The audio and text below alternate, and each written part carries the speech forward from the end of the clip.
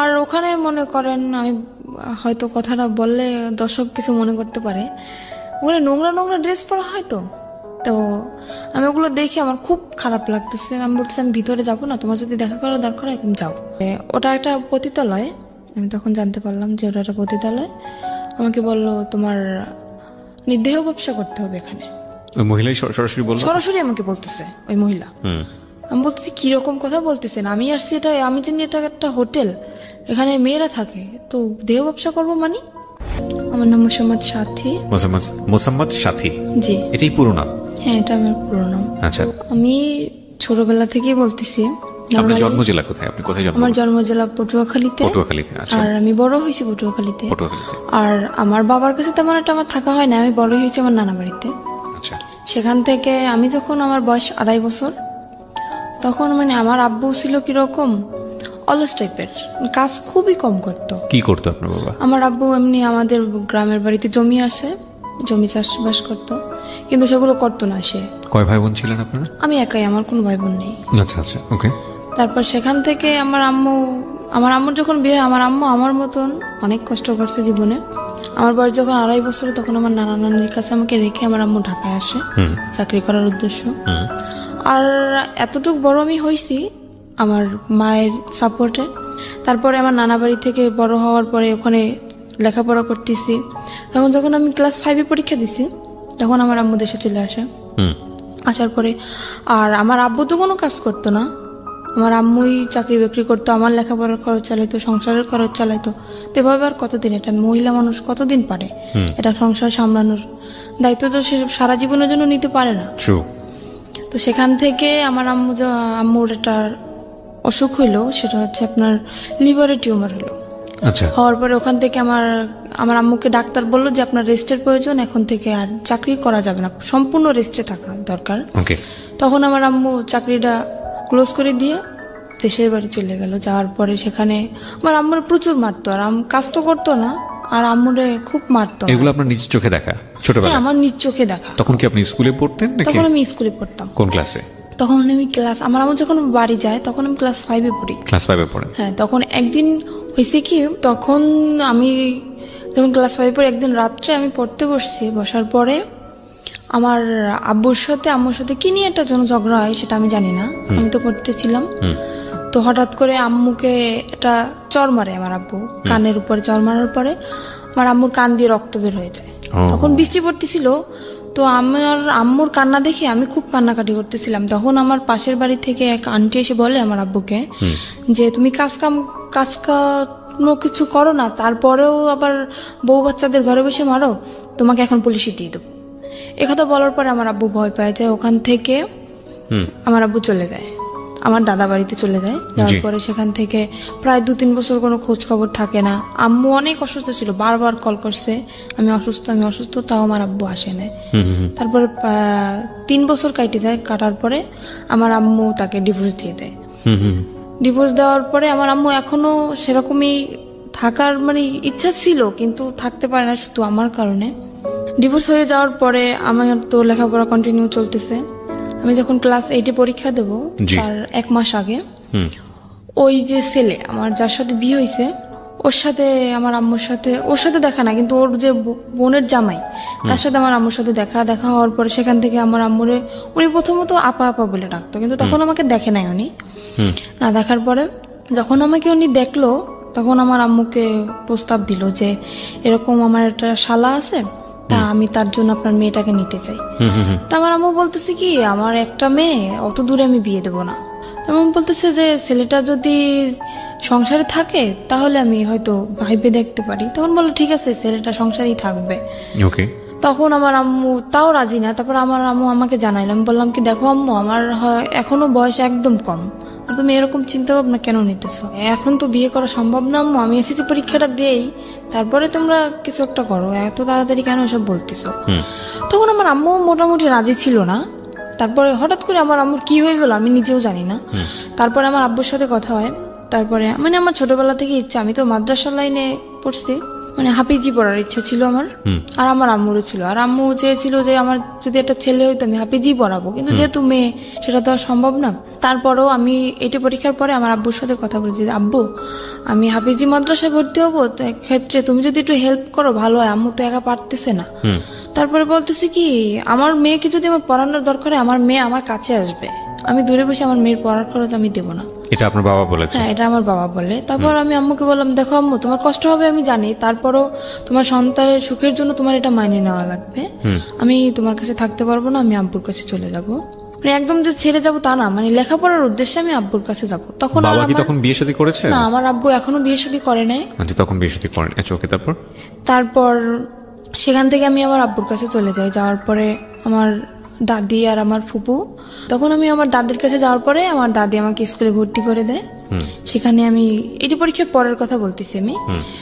তো আমার রেজাল্ট বের হয়েছে, তারপরে উনি একদিন হঠাৎ করে আমার আম্মুর নাম্বার কল করছে, যে আমার ননদের জামাই, উনি কল করছে। তারপরে শুনছে যে আমার রেজাল্ট বের হয়েছে, উনি আমার রেজাল্ট শুনলো, শোনার পরে খুব খুশি হয়েছে। তারপর আমরা আম্মুকে জিজ্ঞেস করতেছে, আপনার মেয়ে কি কোরআন শরীফ পড়তে পারে? তো বলতে হ্যাঁ পারে। তখন তো সে আরো খুশি, মানে সে খারাপ কোনো উদ্দেশ্যে এটা চায় নাই, সে চাইছে যে ছেলেটা যেহেতু খারাপ, এমন একটা মেয়ের জীবনে আসুক যাতে ও ভালো হয়ে যায়, সেরকম একটা ধার্মিক মেয়ে চেয়েছিল। তখন আপনি বাবার কাছে?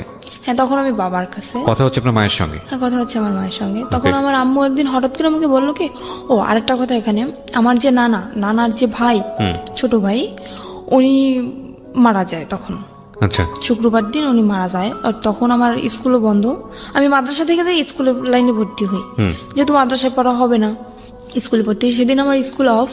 তো আমার আম্মুকে কল দিয়ে বলতেছি কি, এরকম যে তোমার নানা তো মারা গেছে, তা তোমার আসা লাগবে। আমি আসলাম। আসার পরে ওই ছেলেটাও তখন সেখানে, উনি ওর ভাইয়ের কাছে আসছে। সেখানে ওর ছেলেটাও আমাকে দেখে। দেখার পরে ওদের মোটামুটি পছন্দ হয় কি না আমি জানি না, আমার মার সাথে কন্টিনিউ ওদের কথা হয় প্রত্যেক দিন, আমি তো সেটা জানি না। তারপরে সেখান থেকে আম্মুর সাথে কথা দীর্ঘদিন যাবত চলে, প্রায় 2 মাসের মতো কথা চলে। হঠাৎ করে আম্মু আমাকে বলে কি, বৃহস্পতিবার দিন, শুক্রবার তো স্কুল বন্ধ, আম্মু বলতেছে কি, আম্মু তুমি আসো, কালকে বিকেল আবার চলে যাও, পাশাপাশি 1 ঘন্টা লাগে যাইতে আমার বাবা বাড়ি থেকে নানা বাড়ি। আমি বলতেছি আচ্ছা ঠিক আছে, আমি আসতেছি। সেখান থেকে আমি কি আসলাম। আসার পরে ওই ছেলেটা রাত্রবেলা আমাদের, মানে ওর 2টো ফ্রেন্ড নিয়ে আমাকে দেখতে আসলো রাত্র প্রায় 8টার দিকে। এসে দেখে গেল, খাওয়া দাওয়া করলো। তারপরে আমি আম্মুকে জিজ্ঞেস করতেছি, আম্মু এটা কে? বলতেছে তোমার জন্য সম্বন্ধ ঠিক করছে, সে ছেলে তোমাকে দেখতে আসছে। আমি তো পুরো রিয়াকশন নিছি, কি অবস্থা, তোমাকে আমি বললাম না যে আমি বিয়ে করবো না, তো দাঁড়াতে, তারপর তুমি বিয়ে ঠিক করছো, আমার কি বিয়ের বয়স হয়েছে? তখনও ক্লাস 8 আপনি? হ্যাঁ, তখন আমি না, তখন তো ক্লাস 9-এ ভর্তি হয়েছেন। হ্যাঁ, সবে মাত্র ক্লাস শুরু। আমরা যেটা জানি যে জানুয়ারি মাস থেকে প্রায় মার্চ মাস পর্যন্ত সেরকম একটা ক্লাস কিন্তু হয় না। তারপরে সেজন্য আমি ছুটি কাটাতে আসছিলাম। আম্মুকে আমি বলার পরে আম্মু বলতেছে কি, আচ্ছা ঠিক আছে, তুমি যদি রাজি না হও তোমাকে আমি জোর করবো না। ঠিক আছে, আমি চলে গেলাম আব্বুর কাছে, আবার লেখাপড়া শুরু করলাম। তারপরে হঠাৎ করে আমার নানি বলতেছে কি যে, আমি তো অসুস্থ, আমার মনের একটা আশা তুই পূর্ণ করবি। আমি বলতেছি বলো। যেহেতু সে আমাকে মানুষ করছে, তার কোনো কথা তো আমি ফেলতে পারি না। বলতেছি যে বলো। তা বলতেছে যে আমি যদি মারা যাই, আমার শখ যে তোকে আমি ছোটবেলা থেকে মানুষ করছি, আমার শখ যে তোর বিয়ে দেখে আমি যাব, যদি মারাও যায় তোর বিয়েটা দেখে তারপরে আমি মারা যাবো। আমি বলতেছি কি, রানী দেখো, আমার যে বড় বোন, আমার যে আমি এখন যে বোনের কাছে থাকি, ওর এখনো বিয়ে হয় নাই। তারপরে আমার যে বড় ভাইরা, ওরাও এখনো বিয়ে করে নাই। আমার ফ্যামিলির ভিতর থেকে বলতেছি কারোর বিয়ে না, তুমি হঠাৎ করে আমার বিয়েটা কেন তোমার দেখতে ইচ্ছা হলো? তা বলতেছে আমি বুড়ো মানুষ, আমি এটা বলতেছি আমার মনের ইচ্ছাটা তুই পূরণ করবি না। আমি তো একদমই রাজি না, কারণ আমার ইচ্ছে ভাবনা ছিল অন্যরকম, যে আমি আমার আম্মু যত কষ্ট করেই হোক, যদি আমার এসএসসি পরীক্ষাটা দেওয়া হয়ে যায়, তারপরে আমি যে কোনো একটা ছোটখাটো জব করব, নিজের পড়ার খরচ যাতে নিজে চালাইতে পারি, সেরকম একটা ইচ্ছা ছিল আমার। তো সেখান থেকে নানি তো আমাকে খুব জোরাজোরি করতেছে। এবার আমি বললাম কি, আমার পক্ষে বিয়ে করা সম্ভব না। আমি রাগ করে চলে যাচ্ছি আমার বাবার বাড়ি। সেখান থেকে আমার রাস্তা থেকে আমার জোর করে নিয়ে আসা হয়, তারপরের দিন আমার বিয়ে। আমি জানি না সেখান থেকে। এখানে আপনার বাবার কোনো ভূমিকা ছিল না? না, এখানে আমার বাবার কোনো ভূমিকা ছিল না, আর আমার বাবাকে জানানোও হয়নি। জোর করে নিয়ে আসার পরে তারপরের দিন ছেলেটা, আমার ফোনে ছেলেটার সাথে কথা হয়। আমি ছেলেটাকে অনেকভাবে বুঝালাম, আমি বললাম দেখেন আমি একটা খারাপ মেয়ে, আমার একটা ছেলের সাথে, মানে যাতে ও রাজি না হয়, সম্পর্কটা যাতে ভেঙে যায়, ছেলেটার সাথে আমি সরাসরি ফোনে কথা বলি। তো তারপরেও বলতেছে তুমি যাই হও না কেন, আমি তোমাকে মেনে নেবো। বলতেছে আমার একটা ছেলের সাথে সম্পর্ক আছে। তো বলতেছে ছেলের সাথে সম্পর্ক আছে, দেখো আজকালকার ছেলেরাও আশা দেয় ঠিকই কিন্তু বিয়ে করে না, তুমি আমারকে নিয়ে তুমি অসুখী হবো না, তুমি এই চান্সটা মিস করো না। তারপরে জোর করে হোক যাই করে হোক মারামারি হোক আমাকে মারছে পর্যন্ত, আমার খালু আমাকে মারছে, আমার আম্মু আমাকে মারছে বিয়েটার জন্য, জোর করেই বিয়ে দেওয়া হয়। তারপরে ছেলেটা তার পরের দিন আসে, একা আসে বিয়ে করতে, ফ্যামিলি থেকে কেউই আসে না, কারণ ওর ফ্যামিলি থেকে তো জানে যে ও কিরকম, সেজন্য ওর ফ্যামিলি থেকে কেউই আসে না, ও একাই বিয়ে করতে আসে। আমি আম্মুকে তখন বললাম আমি জানি না হঠাৎ করে আমার আম্মুর কি হয়ে গেল, যে আম্মু মানে আমার ইচ্ছার বিরুদ্ধে কখনোই কথা বলে না, সেই আম্মু আজকে আমার মারলো ওই ছেলেটার জন্য। তারপরে আমি বিয়েটা হওয়ার পরে বিয়ের 15 দিন হয়ে যায়, আমি তো মোটে মানে ওর কাছেই যাচ্ছি না, ওকে চোখে দেখতে পারতেছি না, ওর সাথে কথায় কথায় আমি ঝগড়া বাঁধাই দিচ্ছি। আমি তো রাজি না, যেহেতু আমার ওকে পছন্দ না, এমনি দেখতে সুন্দর ছিল ও। তারপরে সেখান থেকে বিয়ে হওয়ার পরে প্রায় মাসখানিক হয়ে যায়, তারপরে চিন্তা ভাবনা করলাম যাক যা হওয়ার হয়ে গেছে। আর ও আমাকে বলছিল তুমি যেহেতু লেখাপড়া করতে চাও তোমাকে বিয়ে পরে লেখাপড়া তো একজন ছেলের সঙ্গে বিয়েটা হলো কিভাবে বাসায়? একজন ছেলের সাথে দিয়ে দিল আমার ফ্যামিলি, মানে কাজী এসেছিল? হ্যাঁ কাজী, ওখানে আমাদের সে কোর্টে বিয়ে হয় নাই, বিয়েটা হয়েছিল আপনার মসজিদে বসে। আচ্ছা, কোর্টে বিয়ে হয় না, আমার যেহেতু গ্রাম অঞ্চল। হ্যাঁ, মসজিদে কে কে ছিল আপনার বিয়ের সময়? আমার বিয়ের সময় আমার নানা ছিল, তারপরে আমার একটা খালু ছিল, আর কি কি ছিল আমি জানি না, এই দুজন ছিল সেটা আমি জানি। তার মানে আপনার কাবিন টাবিন কিচ্ছু করা হয়নি? না, কাবিন হয়েছে আমার। ও ছেলের পক্ষে সাক্ষী কে ছিল? ছেলের পক্ষে সাক্ষী কেউ ছিল না, এমনি হয়তো মানে আমার নানার দিক থেকে হয়তো কেউ ছিল। প্রথম কথা হচ্ছে আপনার বয়সই তো হয়নি তখন। আমার তো বয়সই হয়নি, 14 তখন তো বছর কোর্টে বয়স। যাওয়া সম্ভব না। রাইট, 14-15 বছর বয়স আপনার, তখন তো কোর্টে যাওয়া সম্ভব না। কিন্তু আমার ওখান থেকে ওই ছেলেটা একটা চালাকি করছিল কি, কাবিন আপনার বয়স বাড়িয়ে দিয়েছিল? হ্যাঁ, আমার বয়স বাড়িয়ে দিয়েছিল কি, আমার একটা ফলস একটা জন্ম নিবন্ধনের কার্ড তৈরি করে, সেটা আমার আম্মুর সাথে একসাথেই মিশে আমাদের পোস্ট অফিস থেকেই করা হয়। সেখানে মানে আমি যখন পড়ালেখা করতেছি তখন হয়তো এক ফাঁকে এসে আমার আম্মুর সাথে করে গেছে, সেটা আমি জানি না। তো সেটা এখন আমার কাছে আছে, সেটা এখন আমার বর্তমান বয়স 21 বছর দেওয়া। তারপর সেখান থেকে তো বয়স বাড়ানো হয়, কাবিনও করা হয়। কাবিন করার পর তারপরে 1 মাস পরে চিন্তা করলাম যাক যা হওয়ার হয়ে গেছে, খামাখা ও ছেলেটা তো আর কোনো অপরাধ করে না, যেহেতু বিয়ে হয়ে গেছে আমি মেনে নিলাম। নেওয়ার পরে আমি বিয়ের 1 মাস পর ওকে বললাম কি দেখো আমার ইচ্ছা না যে আমি বাবার বাড়ি থাকবো, তোমার যদি মনে করো শুধু থাকার মতো একটা ঘর থাকে আমার তাতেই চলবে, কিন্তু আমি বাবার বাড়ি থাকতে চাই না, তুমি আমাকে তোমার নিজের বাড়ি নিয়ে চলো। ও তো নিজের বাড়ি আমাকে নেবে না, একদমই না, কারণ আমি যদি সম্পূর্ণ সত্যিটা জেনে যাই তখন ওর সমস্যা না, আমাকে নেবে না। তখন আমি আমার শাশুড়ির সাথে কথা বললাম যে আম্মা দেখেন এরকম এরকম আমার তো এখানে থাকতে ভালো লাগে না, আর লোকজন কি মনে করবে, আমার বিয়ে হয়ে গেছে তারপর আমি বাবার বাড়ি থাকতেছি। তো বলতেছে আচ্ছা ঠিক আছে তুমি আসো। সেখান থেকে আমার আম্মু কি করলো, ওর কাছে টাকা নেই, তো কাজ করে না, বিয়ের 1 মাস হয়ে গেছে, 1 মাস যাবত আমাদের বাড়িতে কাজ কাম তো কিছু করে না। আমার আম্মু করতেও বলে না, যেহেতু নতুন জামাই তাকে তো আর কাজ করতে বলা যায় না। আমার আম্মু কি করলো, আমার নানার কাছ থেকে 20,000 টাকা নিয়ে আসলো, আসার পরে আমাকে দিল, দেওয়ার পরে বললো আচ্ছা ঠিক আছে তোরা এটা নিয়ে যা, যেহেতু কিছু দিতে পারি নাই। বিয়ের 1 মাস পরে চলে গেলাম শ্বশুর বাড়ি, যাওয়ার পরে কিসি বাড়ি আমি যাওয়ার পরে আমি তখনই আমার মনে একটু সন্দেহ হয়েছে, আমাকে একদমই বাইরে বেরোতে দিত না। শ্বশুর বাড়িতে কি আপনি কি পেলেন, মানে শ্বশুর শাশুড়ি কাউকে পেলেন? না, আমার শ্বশুর নেই, আমার শ্বশুর মারা গেছে আজকে 26 বছর। আচ্ছা, তো শাশুড়িকে পেলেন তো নিশ্চয়ই? হ্যাঁ, শাশুড়ি আছে আর আমার একটা ননদ আছে। তারপর ননদটা বিয়ে দেওয়া, তো আমার শাশুড়ি একাই থাকে বাড়িতে। সেখানে যাওয়ার পরে আমাকে একদম বাইরে বেরোতে দিচ্ছে না, আর আমি যে গোসল করব সে গোসলের পানিটা পর্যন্ত আমার ঘরে আইনে দিচ্ছে আমার শাশুড়ি। আমি তো মহা খুশি যে এরকম একটা শাশুড়ি পাইছি আমি, যে আমার গোসলের পানিটা পর্যন্ত আমার ঘরে এনে দিতেছে, আমার বাইরে যাইতে দেয় না। দেখ আমি ভাবছি হয়তো আমি 5 ওয়াক্ত নামাজ পড়ি, হয়তো সেই কারণে আমার শাশুড়ি চায় না যে পরপুরুষ আমাকে দেখো, এর জন্য পানিটা এনে দেয়, কিন্তু তাদের মনের ভিতর তো অন্য কিছু। Something beyond entertainment. Welcome. সেটা আমরা সামনের দিকে যাই। তারপরে সেখান থেকে 3 মাস পার হয়ে যায়, যাওয়ার পর আমার একটা চাচা শ্বশুর ছিল, সে সবার ছোট ছিল, সে আমাকে খুব আদর করতো। নিজের বাবার কাছ থেকে আমি যতটুকু আদর না পাইছি তার কাছ থেকে ততটুকু আদর মনে হয় আমি পাইছি। কিন্তু বিয়ের 6 মাস পরে উনি মারা যায়। আমার সেই চাচা শ্বশুর মারা যাওয়ার পরে সেখান থেকেই আমার সংসারে আগুন লেগে গেল, কারণ আমার ওই চাচারে খুব ভয় পাইতো আমার হাজবেন্ড, যার কারণে মানে কোনো কিছু করতে গেলে ভাবতো, অন্তত 50 বার ভাবতো। তো উনি মারা যাওয়ার পরে, উনি যেদিন মারা গেছে সেদিন রাত্রেও আমি তো জানি না, আমাকে বলতেছে কি দেখো আমার বাড়ির যত দায়িত্ব আমার চাচার উপরে ছিল, যেহেতু সে মারা গেছে এখন কিন্তু সব দায়িত্বটা আমার। তো আমার যদি রাত্রে ফিরতে দেরি হয় তুমি কখনো আমাকে জিজ্ঞেস করবে না যে তুমি কোথায় গেছিলা। এটা মানে আপনার হাজবেন্ড আপনাকে বলেছিল? আমাকে বলে। আর আমি এতটুকু বিশ্বাস ওকে আমি করতাম, আমি যদি চোখের সামনে দেখতাম যে ওটা কিছু করতেছে, তারপরেও যদি বলতো যে না আমি এটা করি নাই, তাও আমি বিশ্বাস করে নিতাম।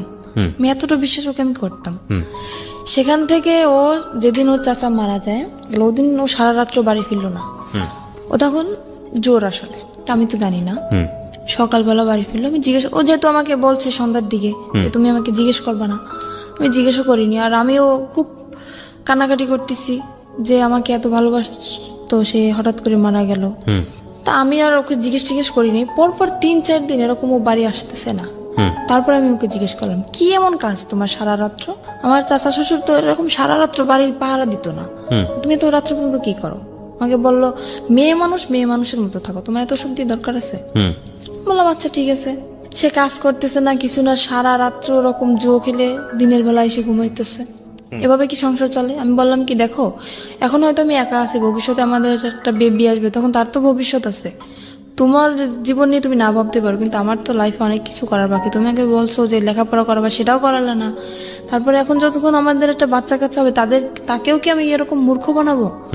তাকে কি লেখাপড়া করা লাগবে না? তাকে মানুষ করা লাগবে না? বলতেছে অবশ্যই।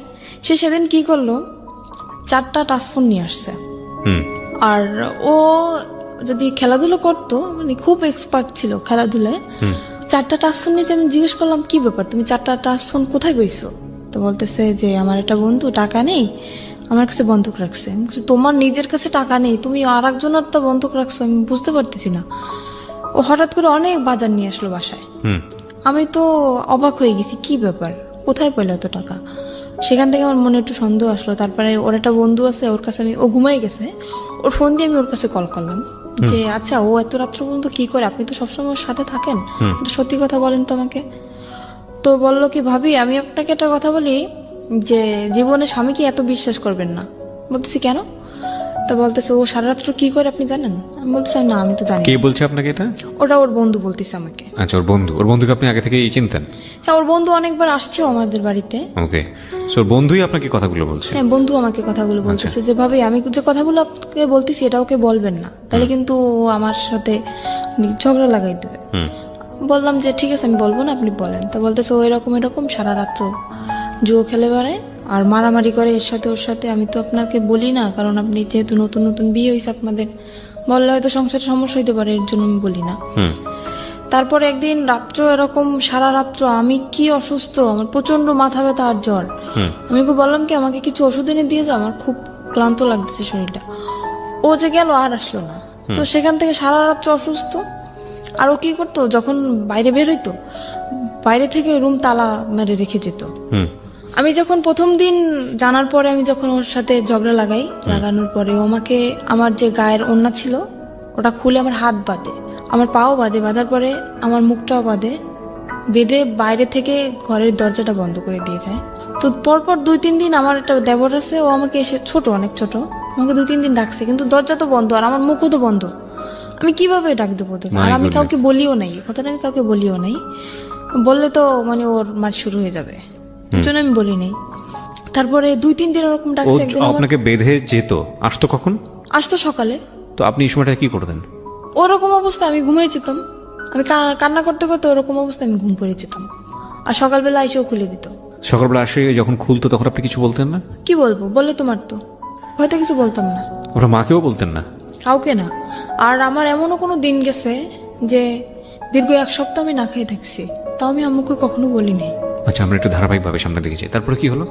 তারপরে সেখান থেকে হাত পা ভাবে বেঁধে রেখে যেত। একবার আমার দেবর জিজ্ঞেস করতেছে যে ভাবি তোমাকে রাত্রে যখন আমি ডাকি, মানে ওরা প্রায় যদি কিছু রান্না করতো আমাকে দিয়ে যেত, তোমাকে ডাকি তুমি সারা দাও না কেন? আমি বলি কি আমি ঘুমিয়ে গেছি। তারপর ও একদিন টের পাইছে আমি কান্নাকাটি করতেছি, সেদিন আমাকে ও করে না, ওভাবে বেঁধে রেখে যায় না, এমনি মারছিল। মারার পর বাড়ি থেকে তালা মারা ঠিকই ছিল। তারপরে আমার দেবরের কাছে একটা চাবি ছিল, ওর এই চাবিটা আবার আমাদের তালা খুলতো। তালাটা খোলার পরে ও আমাকে নিয়ে ওর আব্বুর কাছে যায়। তখন ওর আব্বু মারা যায় না, ওর আব্বুর কাছে যায়। যাওয়ার পরে এই করছে, বললো কি যে কি ব্যাপার, আজকে শুনলাম ঘরে অনেক ডাকাডাকি কান্নাকাটি, কি হয়েছে তোমার? আমি বললাম কি এরকম এরকম আপনার ছেলে এরকম করতেছে।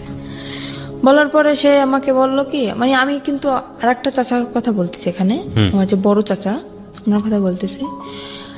সে বলতেছে, তার কাছে বলার পরে সে বলতেছে যে এরকম করতেছে, তা তুমি আমাকে জানাওনি কেন?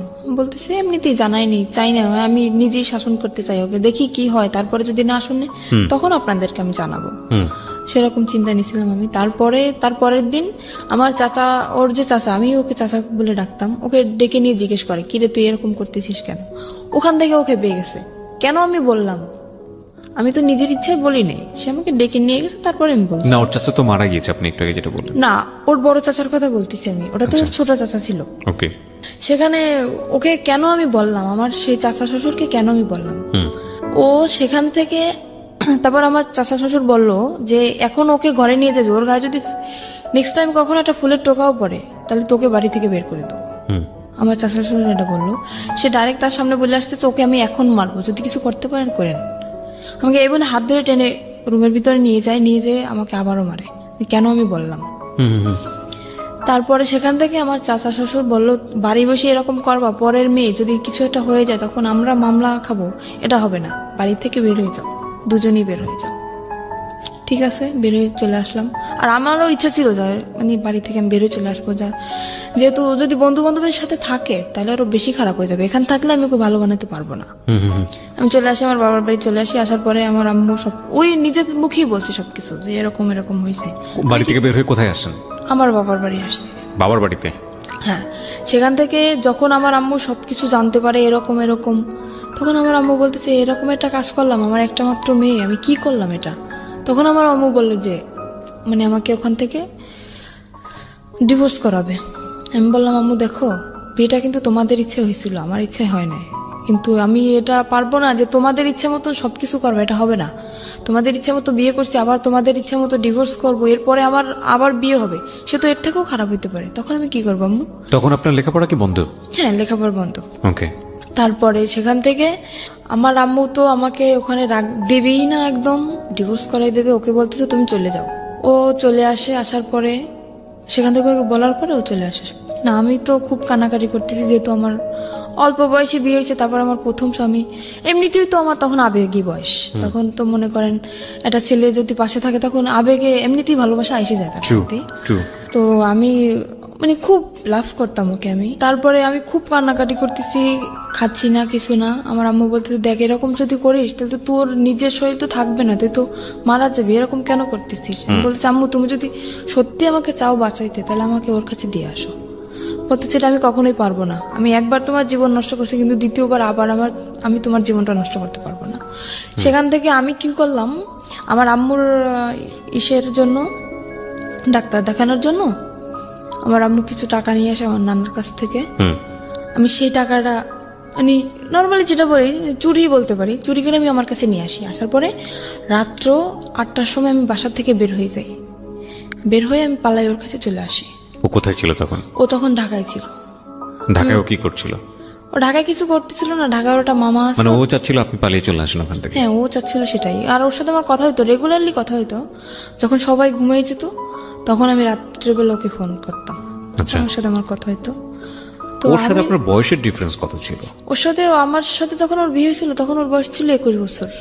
ও তো পিচ্ছি, ও তো কিছু বোঝে না। আর ওর যখন প্রথম ম্যারেজ হয় তখন ওর বয়স ছিল আপনার 17 বছর। মানে ও এর আগেও বিয়ে করেছে? হ্যাঁ, আর আমি বললাম না এর আগেও বিয়ে করছিল। এগুলো আপনি আরো পরে যে জানতে পেরেছেন? পরে যে না, ওটা আমি বিয়ের যে 6 মাস পরেই আমি জানতে পারছি। এটা আপনার ফ্যামিলি জানে যখন আপনাকে আলাদা করে রেখেছে? না, তখনও জানেন আপনার? তখন আমি বলি না, আমি বললে তো জানতো। ও আচ্ছা, বলেন না, আপনি লুকিয়ে গেছেন? আমি লুকিয়ে গেছি। দ্য থিং ইজ দ্যাট ওর মনের মধ্যে একটা ইমোশন জেগেছে, যেটা ও একটু আগে বলছিল যে আমার জীবনের প্রথম কারোর প্রতি ভালো লাগা। তো সামহাও ও চেয়েছে নিজের জায়গাটা থেকে যে এই ভালো লাগা, যেহেতু ওকে ভালোবেসে ফেলেছি, সুতরাং ওকে যে কোনোভাবেই হোক নিজের জায়গাটায় আপন করে রাখা, সেভ করা অন্য জায়গাটা থেকে। ও কখনোই, ওর মনের ভিতরে কখনোই আমার জন্য ভালোবাসা ছিল না। সেটা তো ওর আচরণ থেকে বুঝতে পারছি। আমরা ভবিষ্যতে কি হয়েছে সেটা ধারাবাহিকভাবে সামনে দিকে যাই। ও আমার সাথে এরকম চলছে যে আমি বুঝছি যে এরকম একটা ছেলে আমার লাইফে আমি পাবো না, যে এতটা ভালোবাসে আমাকে। আচ্ছা, আমি শুধুমাত্র ওর এইসব যে অপকর্ম, এইসব দিকটা আমি কখনোই ভাবি নাই। আমি ভাবছি শুধু ওর ভালোবাসাটা, আর কিছুই না। আমি ঢাকায় চলে আসলাম, আসার পরে ওর একটা মামা আছে ওখানে, উনি একটা চাকরি ঠিক করে আমার জন্য আর ওর জন্য, কিন্তু আমার বয়স অল্প, সেখানে আমাকে চাকরিতে অ্যাকসেপ্ট করে না। ও একটা চাকরি করার পরে আমিও কিছুদিন পরে একটা চাকরি নিই, তারপর ও 1 মাস চাকরি করার পরেও চাকরি করা বন্ধ করে দিল বাসায়। তারপর আমি তো চাকরি নিলাম, ও যে 1 মাসের বেতনটা পাইছে, পাওয়ার পরে সে টাকাটা নিয়ে ও বাড়ি চলে গেছে, আমাকে ওখানে একা রেখে। কোথায় ছিলেন আপনি তখন ঢাকাতে? আমি তখন ঢাকা নারায়ণগঞ্জে ছিলাম। নারায়ণগঞ্জে ছিলেন? নারায়ণগঞ্জে আপনাকে নিয়ে বাসা ভাড়া নিয়েছিল সে? হ্যাঁ, বাসা ভাড়া নিয়েছিল। আর আমি যেহেতু জীবন গল্প বলতেছি, সবকিছুই বলি, তখন আমি একটা গার্মেন্টসে চাকরি করি। জি। সেখানে গার্মেন্টসে আমি 1ম মাসের বেতন তখনও পাইনি, আমার চাকরির বয়স কেবল 15 দিন। সেখান থেকে ও তো 1 মাস হয়ে গেছে চাকরির বয়স, আর বাসা ভাড়াও তো দেওয়া হয় নাই, আর টুকিটাকি কিছু ধারও হয়েছে, প্রায় 10,000 টাকার মধ্যে ধার। ও বেতনটা পায়ে বাড়ি চলে গেছে না বলে, ফোনটাও অফ, আর আমার ফোনটাও নিয়ে গেছে। এবার আমি কি করব? সেখানে বেতন পাই নাই, ও বেতন পেয়ে চলে গেছে, বাসা ভাড়া 1 মাসের, টুকিটাকি দেনা, ইচ্ছা ছিল দুইজনই বেতন পাবো, বেতন পেয়ে সব দেনা ধারগুলো শোধ করে দেবো। এখন আমার তো আমি কি করব ভাবতে পারতেছি না। তখন আমি আম্মুর কাছে কল করলাম যে আম্মু, তোমার জামাই অনেক অসুস্থ, টাকা নেই, তুমি কিছু টাকা পাঠাও। আম্মুর কাছ থেকে 10,000 টাকা নিলাম, আর না মানে আম্মু নিজেই আসলো ঢাকায়, এসে দেখতেছে যে নেই। তখন আম্মু বললো কি যে তুই এত মিথ্যা কথা কেন বলতেছিস আমার সাথে? আমি কোনোদিন মিথ্যা কথা বলি নাই, সেই মানুষ আমি ওর জন্য অনেক মিথ্যা বলছি আমার ফ্যামিলিতে, অনেক। আম্মু এসে দেখার পরে বলতেছে কি, তুই এরকম একটা মিথ্যা কথা আমার সাথে বলতে পারলি, যে ও করলো এটা আর তুই বললি আরেকটা। তখন আমার আম্মু ওখান থেকে সবার ধার শোধ করে আমাকে ওখান থেকে নিয়ে আসে।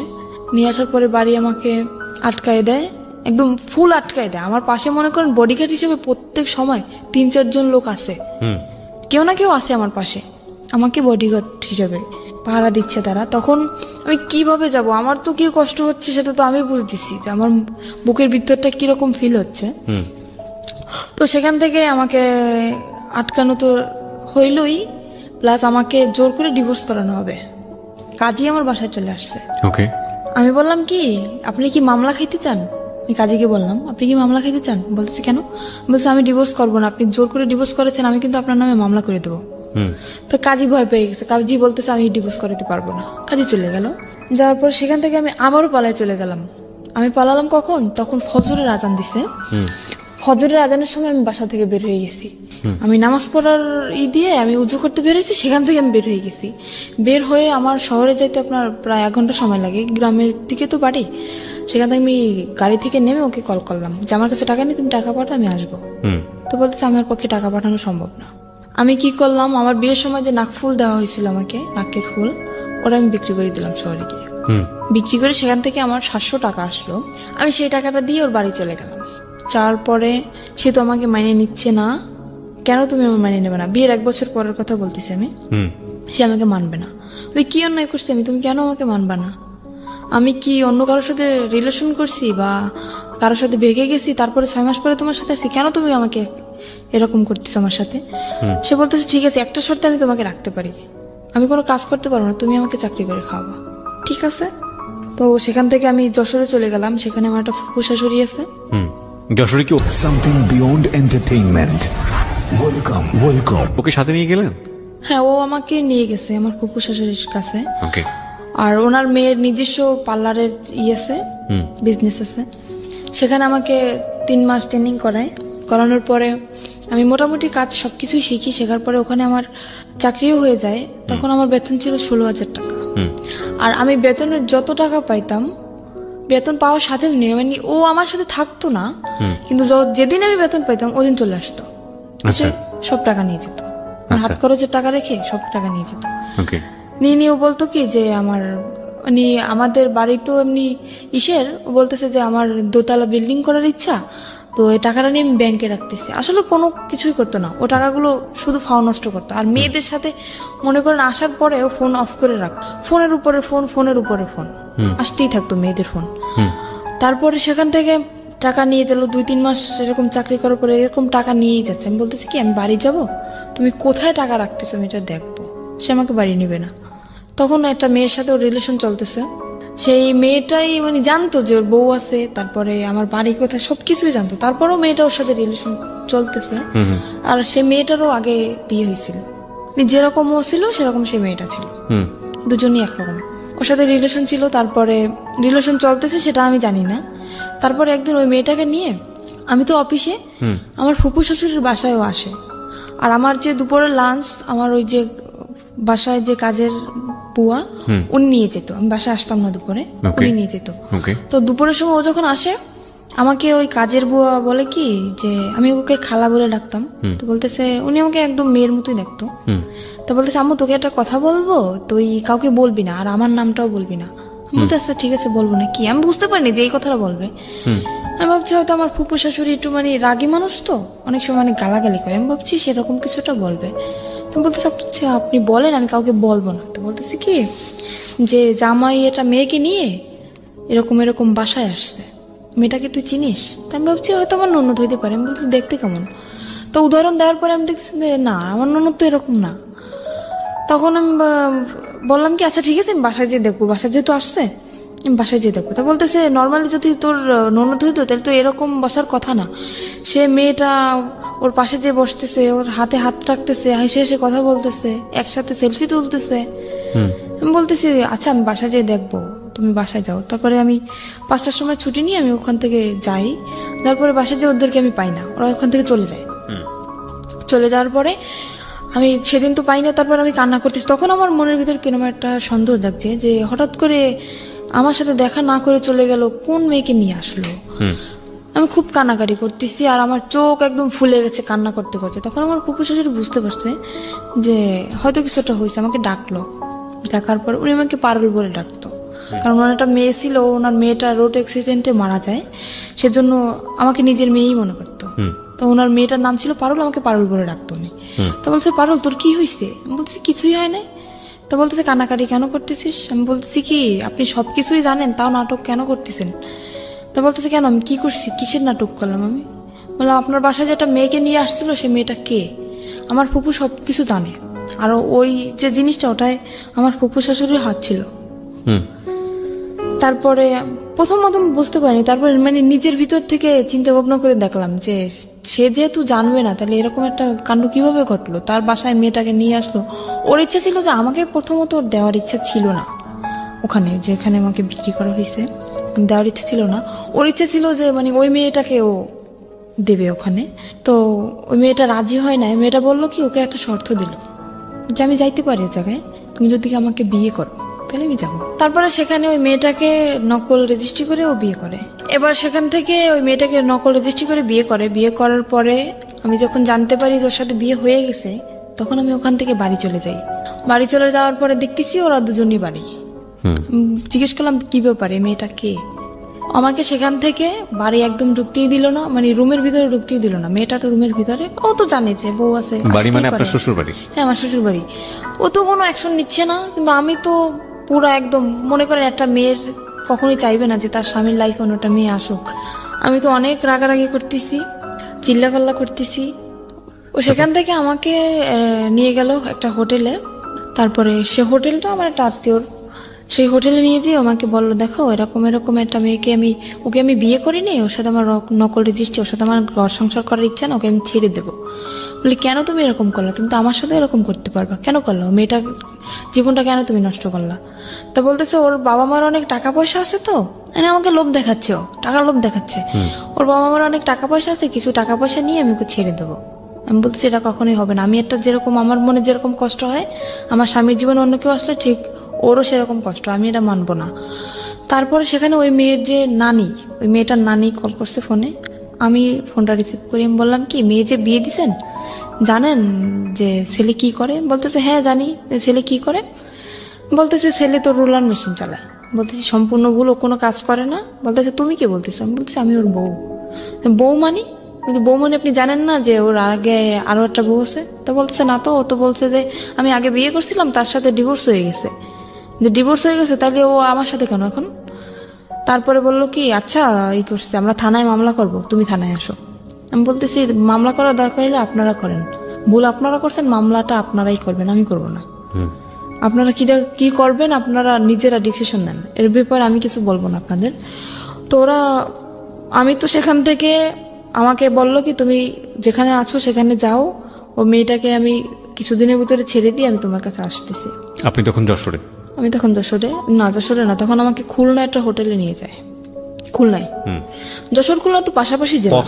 এই কথাগুলো হচ্ছে কোথায়? খুলনায় বসে? হ্যাঁ, খুলনায় বসে একটা হোটেলের ভিতর হচ্ছে। তো আপনাকে যেতে বলছে কোথায়? যেতে বলছে আমার যেখানে চাকরি করি ওখানে আমাকে। সেটা তো যশোরে? হ্যাঁ, যশোরে। ওকে। ওখান থেকে আমি যশোরে চলে যাই। চলে যাওয়ার পরে মানে যেটা বললাম আমি বিশ্বাস করলাম আবারও। ওখান থেকে যশোরে চলে যাই। যাওয়ার পরে ও মেয়েটাকে নিয়ে আবার ওই বাসায় আসে। ওই বাসা বলতে? আমার যে ফুপুর বাসায় আবার আসে। আপনার আপন ফুপু? না, ফুপুর শাশুড়ি। ফুপুর শাশুড়ি, ওকে। ওনার বাসায় আবারও আসে। আসার পরে আমি সেদিন যখন আমি খবর পাই, ওই খালা আমাকে কল করে, যখনই আমি খবর পাই আমি সাথে সাথে অফিস থেকে বেরোয় চলে আসি। আমি আমার ম্যাডামকেও বলি না যে আমি যাচ্ছি, সেখান থেকে আমি সাথে সাথে বেরোয় চলে আসি। আসার পরে ও আমার আসার আধা ঘন্টা আগে বের হয়ে গেছে। যাওয়ার পরে আমি কল করছি ওকে, কি ব্যাপার, তুমি নাকি আজকে আসছিলে, তুমি চলে গেছো কেন? তো বলতেছে আমি কালকে আসবো। তো পরের দিন আসলো। আসার পরে রাত্রবেলা আমি ওর সাথে কথা বলতেছি না, কিছু না, ঝগড়া লাগাই দিতেছি। তো তখন ও রাগ করে চলে যাবে, থাকবে না। বলতেছে তোমার এই মেজাজ দেখার জন্য আমি আসিনি। এখানে আমার তো রাগ করাটা স্বাভাবিক, যেখানে আমার স্বামীর সাথে আমার থাকার কথা। আমি চাকরি করতেছি এক জায়গায়, আমার স্বামী আর এক জায়গায় থাকতেছে, তার সাথে অন্য একটা মেয়ে। বুঝতেছি না, মানে আমার অ্যাকশন নেওয়ার কথা, সে জায়গায় উল্টো আমার সাথে রাগ দেখাইতেছে। আমি এখানে থাকবো না, আমি চলে যাবো। বলছি যাও। আমি রাগের মাথায় বলতেছি যাও। তো আমার ফুফু শাশুড়ি তাকে ধরে রাখার পরে রাত্রবেলা ওর সাথে আমার কথা চলতেছে যে কেন তুমি এরকম আমার সাথে করলা, এরকম মেয়েটাকে নিয়ে তুমি ঠিকই সংসার করছো, তুমি যেহেতু তাকে রাখবা না তাহলে তাকে তুমি বাড়ি নিয়ে গেলা কেন? আমার বাড়ি জায়গা হচ্ছে না, আর তুমি তারা নিয়ে বাড়ি রাখতেছো, কিভাবে রাখতেছো? তো তখনও করলো কি, ওর মা ফোন দিল, ওই মেয়েটার মা ফোন দিল। ফোন দেওয়ার পরে আমি ফোনটা যে রিসিভ করতে গেছি, ফোনটা আমাকে দিচ্ছে না। আমি জোর করে হাত থেকে ওর ফোনটা নিয়ে গেছি। নেওয়ার পরে আমাকে মার শুরু করে দিচ্ছে। মারার পরে ও আমার মাথায় মারে একটা দিয়ে, আপনার ওই যে স্ট্রে থাকে না, সিগারেট খাওয়ার পরে যেটা ফালানো হয়, হ্যাঁ স্ট্রে, ওটা দিয়ে আমার মাথার মধ্যে মারে। মারার পরে আমি ওখানে অজ্ঞান হয়ে পড়ে যাই। তারপরে আমার মাথা দিয়ে প্রায় রক্ত বের হয়ে যায়, মানে অল্প কিছু ফেটে যায়। আমি ওখানে সেন্সার হয়ে যাই। প্রায় ঘন্টাখানিক পরে আমার সেন্স আসার পর দেখতেছি ওই মেয়েটার সাথে ও কথা বলতেছে ফোনে। তখনও ও কথা বলতেছে যে আমার ওয়াইফ এদিকে অজ্ঞান, সেদিকে ওর কোনো খেয়াল নেই, ও সে মেয়েটার সাথে কথা বলতেছে। আমি তখন ওকে দরজা খুলে দিলাম, দারোয়ানকে ডাকলাম। ডাকার পরে আমি বললাম তুমি এখন বের হয়ে যাও। তখন রাত্র 3টা। সেখান থেকে বের হয়ে গেল। যাওয়ার পরে 4-5 দিন পরে আবার আসলো।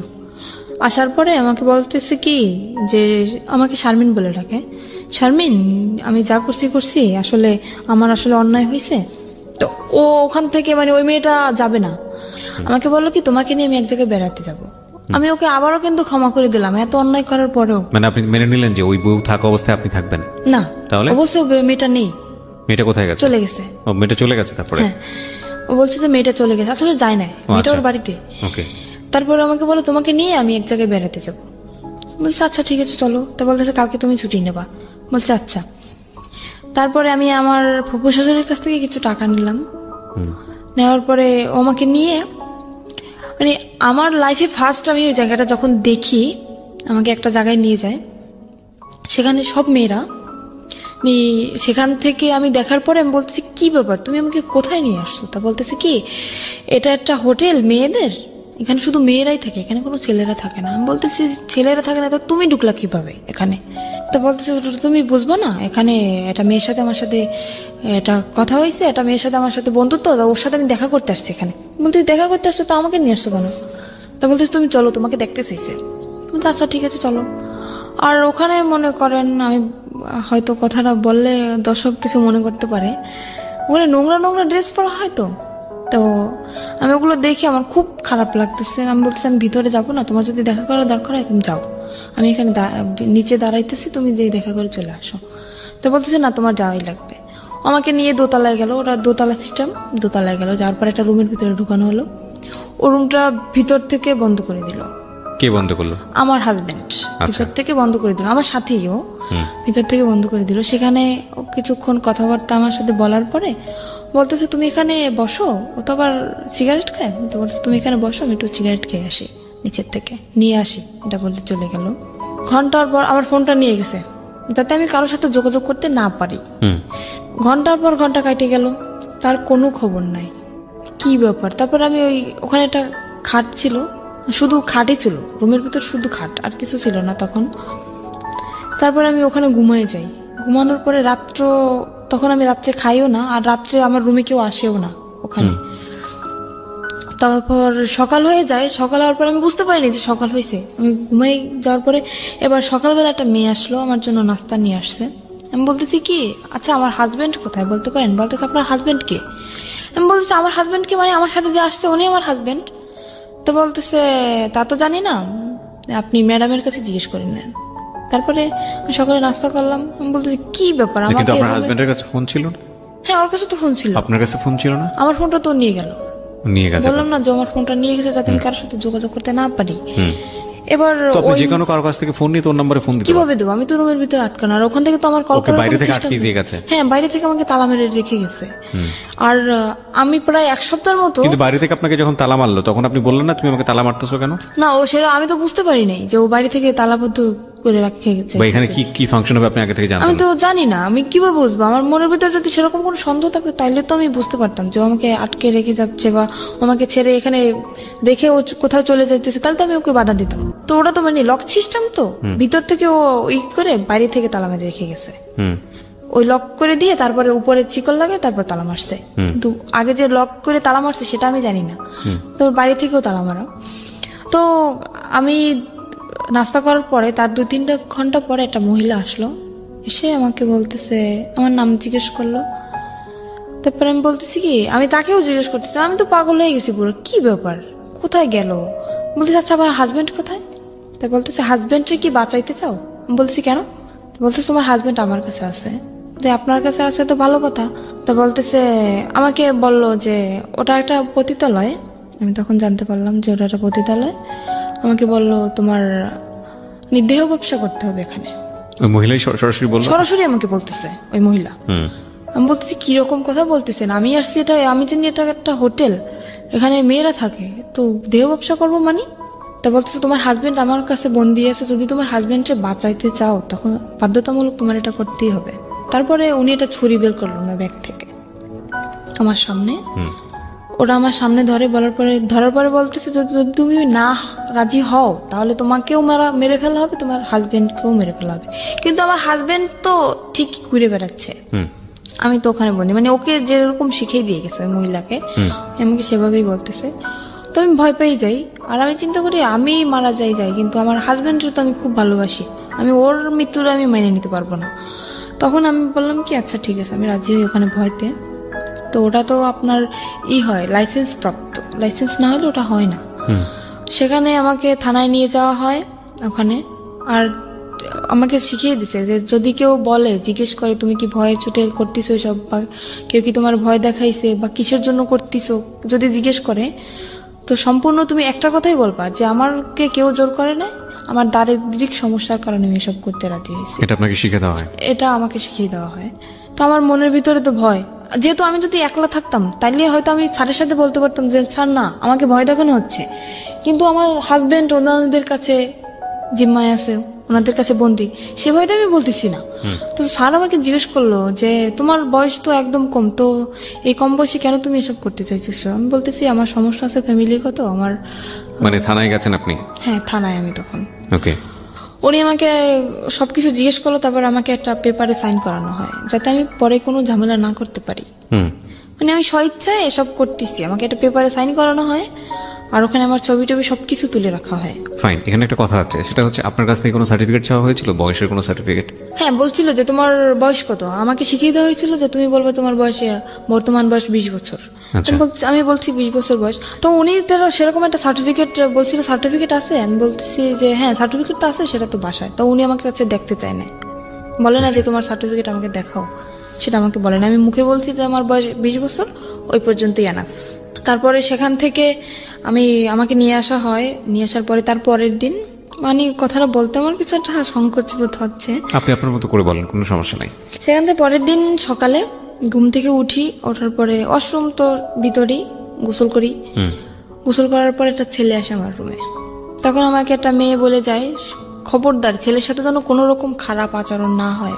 তো ছেলেটা খুবই ভদ্র, আমি সারা জীবনের জন্য দোয়া করবো যাতে ওকে আল্লাহ মানে সাফল্য যেটা চাইছিল, ওর জীবনের সমস্ত কাহিনী আমাকে বলছিল। তো ও একটা মেয়ের সাথে এরকম রিলেশন করছিল। ছেলেটা আসার পরে কি হয়েছে? ছেলেটা আসার পরে আমাকে তখন ও রুম ভিতর থেকে বন্ধ করে দেয়। তখন আমি বুঝতে পারছি যে কেন আসছে, একটা ছেলে একটা মেয়ের রুমে কেন আসে। আমি বললাম কি, আমি ওর পা জড়িয়ে ধরলাম যে দেখেন ভাই, আপনি আমার ভাই, আমার তো ভাই নেই, আপনি আমার ভাই।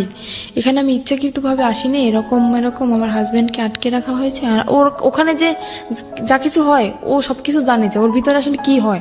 আর আরো তো মেয়েরা আছে, তো সে তাদের কাছ থেকে হয়তো ও শুনছে যে কিরকম কি এখানে সিস্টেম। আমি সমস্ত কিছু বললাম যে এরকম আমার হাজবেন্ডে আটকে রাখছে, আমাকে এরকম ভয় দেখাইছে। ও বলতেছে কি, তোমার হাজবেন্ড এখন কোথায় সেটা তুমি জানো? আমি বলতেছি আমি জানি যে হাজবেন্ড ওদের কাছে এখনো বন্দি আছে। তো বলতেছি সেরকম কিছুই না, এখানে সিস্টেম হচ্ছে তোমার মেয়েদের এখানে নিয়ে এসে বিক্রি করে দেওয়া হয়। তখন আমার বিশ্বাসই হইতেছে না, এরকম আমার হাজবেন্ড করতে পারে না, এতটা খারাপও হইতে পারে না।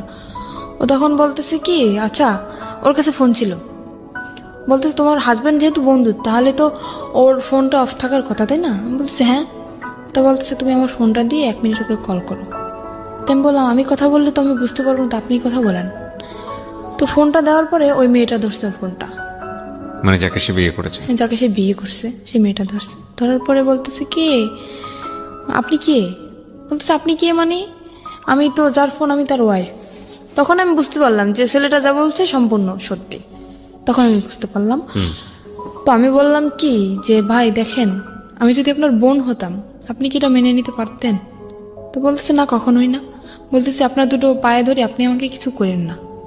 তখন ছেলেটা আমার করুণা দেখেও ছেলেটা নিজেই কেঁদে ফেলছে।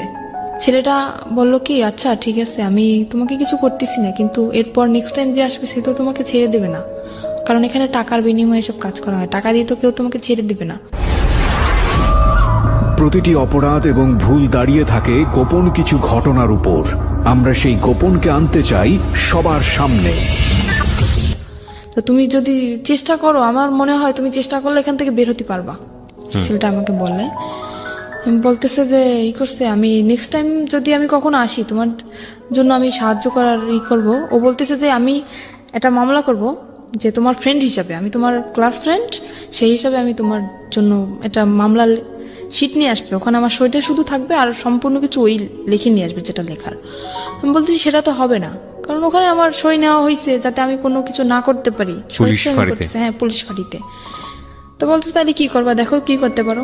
ও তো চলে গেল। এবার আমি দরজাটা আমি নিজেই বন্ধ করে দিলাম।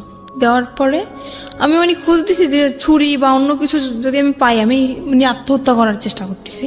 তো আমি খোঁজাখুঁজি করতেছি, খুঁজতে খুঁজতে উপরে যে সানসেটের পরে ওই যে আপনার বক্স ছিল, বক্স আনছে আমার জন্য, ওই রুমে সবকিছু নিয়ে আসছে আমার জন্য, যেহেতু ওই রুমে আমি থাকবো, সবকিছু নিয়ে আসছে। তো বক্সের যে কার্টুনটার ভিতরে আপনার ইঁদুর মরা ওষুধ।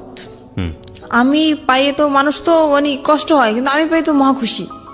আমি ওটা পাওয়ার পরে অনেক খুশি আমি, যে আমি এখানে এসব করার থেকে কারে আমি ভালোবাসলাম, কার জন্য আমি রাজি হইলাম, যাকে বাঁচানোর জন্য আমি রাজি হইলাম, সেই আমাকে দিয়ে এসব করাচ্ছে। আমি আর নিজের জীবন আমি রাখতে চাই না। তো আমি পুরো প্যাকেট খেয়ে ফেলছি। ফেলার পরে দরজা খুলে দিলাম আবার। দেওয়ার পরে আবার আর একটা ছেলে আসছে, এসে দেখতেছে আমার অবস্থা খুবই খারাপ, পুরো শরীর ঘেমে গেছে আর আমি কথা বলতে পারতেছি না। তো আমার যে ওখানে যে ওই যে মহিলাটা, ওনাকে ডাক দিল। ডাক দেওয়ার পর উনি তো ভয় পেয়ে গেছে যে এখানে যেহেতু আমার থেকে সই নেওয়া হয়েছে, তখন তো ওরা বুঝে যাবে যে আমাকে ভয় দেখানো হয়েছে, আমার থেকে সই নেওয়া হয়েছে, যে আমি স্বেচ্ছায় সব করতেছি, তাহলে কেন আমি বিষ খেলাম, এখানে প্রশ্ন উঠবে না। তখন উনি আমাকে তাড়াতাড়ি হসপিটালে নিয়ে গেল। হসপিটালে নেওয়ার পর আমাকে ওয়াশ করানো হলো, তারপরে ওখানে হসপিটালে আমাকে ভর্তি করলো। করার পরে মোটামুটি থানায় খবরটা চলে গেছে। থানার স্যার আমার কাছে আসলো, এসে তখন আমি পুরো অজ্ঞান, তখন আমার জ্ঞান আসে নাই। তো স্যার তখন আমাকে কিছু জিজ্ঞেস করতে পারে না, চলে গেছে। যাওয়ার পরে 1 সপ্তাহ পরে ওই যে আমার হাজবেন্ড ও আসে, ওর কাছেও খবর চলে গেছে। ও আসে আমার তো অক্সিজেন লাগানো, তারপরে মুখে তো খাইতে পারি না, এনজি টিউবে খাই। তো আমার হাতটা ধরলো, সেরকম একটা কথাও বলতে পারি না। আমি ওকে দেখে কেঁদে ফেলছি আমি সব, যে কি আমি অ্যাকশন নিতেছি, কেন তুমি আসছো, আমার ডক্টর সবাই আমার সামনে, আমি ওখানে অ্যাকশন নিতেছি, তুমি কেন আসছো, তুমি এখান থেকে চলে যাও। আমি এক নজর ওকে দেখার পরে আমি চোখ বন্ধ করে ফেলছি, এতটা ঘৃণা আসছে আমার। আমি বললাম তুমি চলে যাও এখান থেকে, আমি তোমাকে দেখতে চাই না। তো সেখান থেকে ও বললো কি আমি চলে যাবো ঠিকই, কিন্তু তোমাকে সাথে নিয়ে যাবো। কোথায় নিয়ে যাবো আবার, আমাকে কোথাও বিক্রি করার ইচ্ছা আছে তোমার, কোথায় নিয়ে যাবো আবার? তো আমার হাতটা ধরলো, ধরার পরে বললো কি যে আমি আসলে বুঝতে পারিনি যে তুমি আমাকে এতটা ভালোবাসো, তাহলে আমি এটা করতাম না কখনোই। আমাকে আমার কাছে মাপ চাইলো যে আমি আর কখনো এরকম করবো না, মেয়েটাকে আমি ছেড়ে দেবো, তুমি যেটা বলো আমি সেটাই শুনবো। অনেক করুণা করার পরে আবারও আমি ওকে বিশ্বাস করলাম, এত কিছু করার পরেও আবারও বিশ্বাস করলাম ওকে আমি। সেখান থেকে হসপিটাল থেকে আমার রিলিজ দেয় নাই তখনও, ডাক্তারের না বললে আমি সুস্থ না তখনও, নার্সরে উনি কিছু টাকা ঘুষ দেয়, দেওয়ার পরে আমার ওই যে এনজিটিউ পরানো, তারপরে আপনার অক্সিজেন লাগানো, হাতে ক্যানোলা করা সবকিছু খুলে তারপরে সেখান থেকে নার্সরে কিছু টাকা ঘুষ দিয়ে ওখান থেকে আমাকে নিয়ে আসে ওগুলো খোলানোর জন্য। কিন্তু নার্স তো ডাক্তারের অনুমতি ছাড়া খুলতে পারবে না, উনি টাকা পাওয়ার পরে উনি খুলে দিল ওগুলো। নার্স ওগুলো খুলে দেওয়ার পরে আমি তখন হাঁটতেও পারি না ঠিক মতন, এতটাই ক্লান্ত আমি। আমাকে নিয়ে তখন সে ঢাকা, আমার একটা ফুপু আছে সেখানে আমাকে নিয়ে আসে, আমার আপন ফুপু, সেখানে আমাকে নিয়ে আসে। আর বাড়ি তো গেলে তো যদি এই সমস্ত কথা শোনে তাইলে তো মনে করেন ওরে তো মারবে, সাথে আমিও মার খাবো, যে এত কিছু তাও তারপরও কেন আমি মেনে নিলাম। আমি বাড়ি গেলাম না, আমার সে ফুপুর কাছে গেলাম, যার পরে ওখানে আমি 1 মাস পর্যন্ত থাকলাম। থাকার পরে ও বললো কি দেখো আমি তো কাপড় চোপড় কিছুই নিয়ে আসি না, আমার কাপড় চোপড় তো সবকিছু বাড়িতে, তুমি এখানে থাকো, মানে আমাদের ওখানে চাকরি বাকরি নেওয়ার কথা, তো আমি সুস্থ হবো তারপরে চাকরি নেবো। বললো আমি বাড়ি থেকে আমি কাপড়গুলো নিয়ে আসি আমার, এই বলেও বাড়ি চলে গেল। যাওয়ার পরে ও যেদিন যাবে তার পরের দিন আসার কথা, আসতেছে না। তারপরে আমি বললাম কি ব্যাপার তোমার আসার কথা, তুমি কেন আসতেছো না? সে ওখান থেকে এসে চলে গেছে, সেই শ্বশুর বাড়ি চলে গেছে, ওর যে সেই শ্বশুর বাড়ি চলে গেছে। ফোন করলে মাঝে মাঝে ওই মেয়েটা ধরে। তারপরে আমি বুঝতে পারলাম আস্তে আস্তে, অনেক কান্নাকাটি করছি, অনেক রিকোয়েস্ট করছি তুমি আমাকে নিয়ে যাও নিয়ে যাও। সেখান থেকে আমার আব্বু আম্মু যখন জানতে পারি আমি ওখানে, আমাকে নিয়ে যায়। নিয়ে যাওয়ার পরে ওই যে মহিলা, ওই মহিলাকে নাম্বার দিয়ে দেয়, আমার আম্মুর নাম্বার দিয়ে দেয়। কিসের জন্য জানেন? যাতে আমি আমার বাড়িতেও জায়গা না পাই আর ওর কাছেও যাতে আমি না যেতে পারি। ওর বাড়িতে সম্পূর্ণ সবাইকে জানাই দিছে যে আমি এসব করি, আমি বিয়ের আগে এসব করতাম, ও জানতে পারছে সেজন্য ও আমাকে ডিভোর্স দিতে চায়। আসলে তো কিছুই না সেরকম, ও নিজে করছে এগুলা। এটা বলার পরে আমার আম্মুর কাছে ওই মহিলা ফোন করে, করার পরে ওই ফোনটা আমার আব্বু ধরে। ধরার পরে ওই সম্পূর্ণ কথা উনি বানাই যা বলার সব বলছে, যে আপনার মেয়ে এতদিন শ্বশুর বাড়ি ছিল না, আমার এখানে ছিল, এসব করতো। আর এসব কথা শোনার পরে আমার আব্বু তো সবাইকে বলে দিল। মানে এই ফোনটা কে ধরেছে? আমার আব্বু, সদাব্বু। না, আমি আসলে এই জিনিসটা একটু ক্লিয়ার হতে চাই। ফোনটা কে করেছে, কাকে ফোনটা রিসিভ করেছে কে? ফোনটা করছে আমাকে যেখানে বিক্রি করে দেওয়া হয়েছিল, ওখানে যে মহিলা ছিল উনি ফোন করছে। উনি ফোন নাম্বারটা নিছে আমার হাজবেন্ডের কাছ থেকে। কাকে করেছে ফোনটা? ফোনটা করছে আমার আম্মুর ফোনে, কিন্তু ফোনটা রিসিভ করছে আমার যে আব্বু। মানে তখন তো আপনার আম্মুর বিয়ে হয়েছে একটা? হ্যাঁ, তখন আর একটা বিয়ে হয়েছে। ফোন করে ওই ভদ্র মহিলা, মানে হোটেলের যিনি ইনচার্জ ছিলেন ওইসব কাজের, ওই ভদ্র মহিলা ফোন করে আপনার মাকে বলেছে যে আমার মাকে না, আমার সৎ যে আব্বু, মানে আলটিমেটলি আপনার মাকে ফোন করার জন্য বলেছিল, কিন্তু আপনার সৎ বাবা রিসিভ করেছে। সৎ বাবাকে বলেছে যে এই সব কাজ করেছে আপনার মেয়ে এখানে। ওকে। আর উনি যেগুলো বলছিল ওগুলো তো সম্পূর্ণ মিথ্যা কথা, রাইট? তারপর মানে উনি চায় যে আমার বাড়ির থেকে যদি আমাকে তাড়িয়ে দেওয়া হয় তখন আমার বাধ্যতামূলক ওখানে যেতে হবে, কোনো উপায় থাকবে না। তখন আমার আব্বু ওটা শোনার পরে, আমি ওনাকে আব্বু বলেই ডাকতাম, ওটা শোনার পরে সে আমাকে মানে একদম ক্লিয়ারলি বলতেছে তুমি বাড়ি থেকে বের হয়ে যাও। ফ্যামিলির সবাইকে জানাই দিল। এবার আমি কি করব, আমার মাথায় আসমান ভেঙে পড়ছে।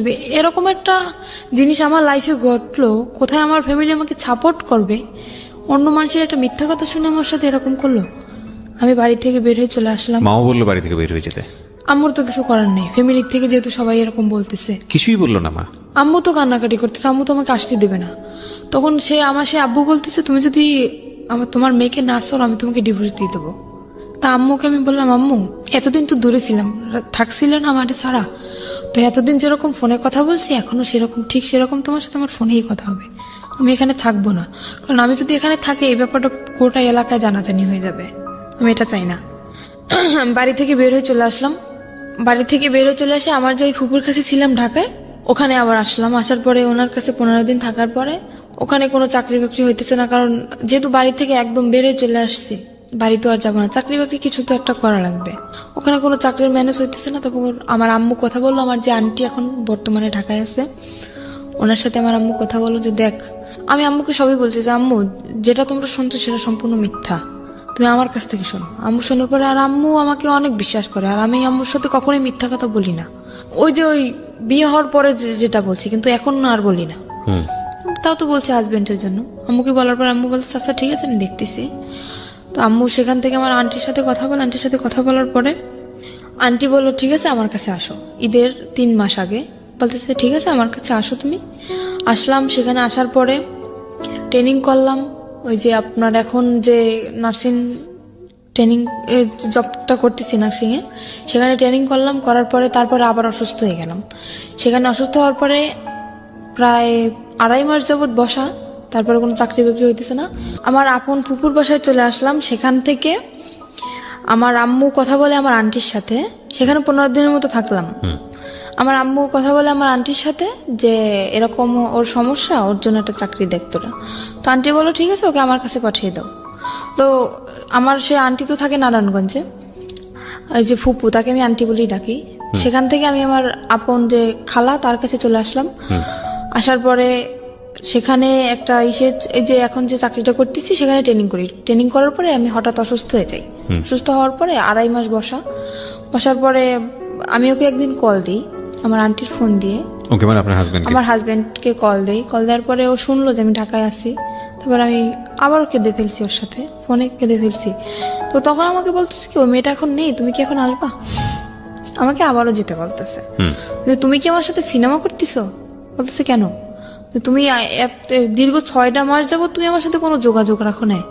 ওই যে চলে গেছো তারপরে কত কান্নাকাটি আমি করছি, তুমি আমাকে তো নিয়ে যাওই নাই, আর তুমি নিজেও আসো নাই, এখন আমাকে যেতে বলতেছো। তুমি কি আমার আবার জীবনটা নষ্ট করতে চাও? তারপরে মাঝে হয়েছে কি আমি একটা দেখাই, কবিরাজ দেখাই, উনি আমাকে একটা মান্ডলি দেওয়ার পরে সেখান থেকে আমি একটু ওকে কিছুটা বলতে পারছি। এখন আমি বললাম কি আমি তোমাকে ভুলে যেতে চাই, আমি চাই না যে জিনিসটা আমার জীবন থেকে চলে গেছে, যে অতীতটা চলে গেছে সে অতীতটা আবার আমার জীবনে ফিরে আসুক, আমি চাই না। তোমার যদি মনে চায় আমার সাথে যদি বোঝো যে না শারমিন সত্যি আমাকে ভালোবাসতো, যদি আমার সাথে কথা বলতে মন চায় মাঝে মাঝে তুমি শুধু আমার সাথে একটু কথা বলো, আমার একটাই রিকোয়েস্ট, আমি তোমার কাছে আর যাইতে চাই না। তো এখনো মাঝে মাঝে ও আমাকে কল করে বলে যে তুমি আসো। তো তারপরে সেখান থেকে কথা হওয়ার পরে আর একদিন আমি আবার ওকে কল করছি। কল করার পরে ওর যে বউ ধরছে, সেখান থেকে কত মিথ্যে কথা ও বলতেছে আমার সাথে এখনো পর্যন্ত। আবার ওর বউ ধরার পর আমার সাথে কথা বলে। মোটামুটি মেয়েটা খুব ভদ্র, আমাকে আপু বলে ডাকে। সে আমাকে বললো যে আপু আপনি যদি আসতে চান আপনি আসতে পারেন, আপনার সম্পূর্ণ কাহিনী আমি শুনছি বাড়িতে আসার পরে, আপনি যদি এখন আসতে চান তা আসতে পারেন। আমি বললাম কি না আমি আসবো না, যেহেতু তুমি একটা মেয়ে অনেক মনে আশা নিয়েই বিয়েটা করছো, তো ওর সাথে সংসারটা করার চেষ্টা করো। ওকে আমি বুঝে সুঝে বললাম যে এরকম চলো, কি পছন্দ করে না সবকিছু আমি ওকে শিখিয়ে দিলাম। দেওয়ার পরে তারপরে আমাকে বলতেছে তুমি আসো। ওই মেয়েটাও বলতেছে, ও বলতেছে, কিন্তু কিসের আশায় বলতেছে সেটা আমি জানি না, মানে হয়তো মনের ভিতর অন্য কিছু। মানে এটা হচ্ছে আপনার এখনকার আমার ধারণা, এখনকার অবস্থা এটা হচ্ছে আপনার। হ্যাঁ। বর্তমানে আপনি কি করেন? বর্তমানে এখন আমি একটা জব করতেছি, নার্সিং জব। নার্সিং বলতে এটা কি ধরনের নার্সিং? মানে হোম সার্ভিস? হ্যাঁ, এটা হোম সার্ভিস। আচ্ছা, তো সেটা হচ্ছে বিভিন্ন পেশেন্ট যাদেরকে বাসায় সেবা দিতে হয়, কোন একটা কোম্পানির আন্ডারে থেকে আপনি এই কাজটা করছেন, সার্ভিসটা দিচ্ছেন, তাই কি? হ্যাঁ। ওকে। তো এখন আমি আরেকটা কথা জানাইতে চাই যে আমার জীবনে যে ঘটনাটা ঘটছে, এরকম ঘটনা হয়তো কোনো মেয়ের জীবনে ঘটে নাই, আর যদি ঘটেও থাকে তাও খুব কম। না, এর চেয়েও ভয়াবহ ঘটনা ঘটে। আপনি জীবন গল্প শোনেন প্রতিনিয়ত? অবশ্যই শুনি। এর থেকে ভয়াবহ ঘটনা বলতে কি ঘটতে পারে? না, এর চেয়েও ভয়াবহ ভয়ঙ্করতম ঘটনা ঘটে, সেদিকে আমরা নাই বাজাই। কিন্তু আপনার জীবনে যেটা ঘটেছে সেটাই আপনার কাছে ভয়ঙ্কর, আমার জীবনে যেটা ঘটে সেটা আমার কাছে ভয়ঙ্কর। মানুষের ঘটনা মূল্যায়ন না করে আপনি আমাকে এটা বলেন, আপনার জীবনে আপনার হাজবেন্ড যেহেতু প্রথম মানুষ, সুতরাং বাছ বিচার করার কোনো সুযোগই আপনার জীবনে আসেনি। আপনি আরো যখন পরিণত বয়সে যাবেন, আরো যখন বিভিন্ন রকমের এক্সপিরিয়েন্স আপনার হবে, তখন আপনি বুঝতে পারবেন যে এই সময়টা আপনার জন্য কতটা ভুল ছিল, কতটা রিস্কি ছিল, কতটা বোকামি ছিল, যেটা আপনি এই বয়সে বসে সেটা বুঝতে পারবেন না। কিন্তু আমার একটু জানতে ইচ্ছে করছে, শুধু একটু না, খুবই জানতে ইচ্ছে করছে যে আপনি গল্পটা কেন আজকে রেডিওতে লাখ লাখ মানুষের সামনে বললেন। ইউটিউবে আপনার এই গল্পটা যাচ্ছে খুব ছোট করে, লাখ লাখ মানুষ আপনাকে দেখছে, আপনি স্বেচ্ছায় নিজেকে দেখার অনুমতি দিয়েছেন, তো এগুলো আপনি কেন বলতে গেলেন? এটা আমি বললাম যে একটা ছেলে কতটা নিচে নামলে এরকম একটা জঘন্য কাজ করতে পারে সেটা জানানোর জন্য, যে একটা ছেলে কেন এরকম করে, একটা মেয়ের সাথে কেন করে, তার অন্যায় কি। একটা মেয়ে একটা ছেলেকে বিয়ে করে সংসার করার জন্য, শুধু কি এটাই? শুধু এটাই? কিন্তু আমি তো অনেক কিছু দেখতে পাচ্ছি গল্পের মধ্যে, যে একটা মেয়ে কতটা বোকা হলে এতবার ভুল করার পরও একটা ছেলেকে, মানে এটা তো বোকামি না, এটা তো ভালোবাসা। এটা ভালোবাসা না, এটা বোকামি। আমি মনে করি এটা ভালোবাসা, এটা ভয়ঙ্করতম বোকামি। এর মাঝখানেও অনেক কিছু ঘটছে যেটা আমি বলতে চাই না। What ever the situation is, আপনি শেষ পর্যন্ত ছেলেটাকে লাভ করেন, আপনি স্টিল তাকে লাভ করেন। এটা আপনি অস্বীকার করতে পারবেন? মোটেই না। আর আমি যতদিন পর্যন্ত বাঁচবো ততদিনও আমার মনের ভিতরে থাকবে। এটা ডাহা মিথ্যা কথা। মোটেই না। আপনি আমার কথাগুলো একটু মনোযোগ দিয়ে শোনেন, তাহলে আপনি বুঝতে পারবেন যেটা আপনি এখন বিশ্বাস করতে পারবেন না, but that will eventually true after the age. সেটা আপনার জীবনে সত্য।